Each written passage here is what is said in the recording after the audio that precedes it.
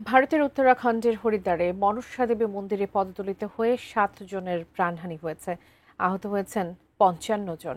Police জানায়, রোববার সকালে মনসা দেবী মন্দিরে বিদ্যুৎ স্পৃষ্ট হওয়ার গুজব ছড়িয়ে পড়লে ভক্তদের মধ্যে আতঙ্ক সৃষ্টি হয়। এ সময় হুড়োহুড়িতে পদদলিত হয়ে হতাহত হন অনেকেই। সে সময় মন্দিরটিতে শত শত ভক্ত উপস্থিত ছিলেন। আহতদের হরিদ্বার জেলা হাসপাতালে ভর্তি করা হয়েছে।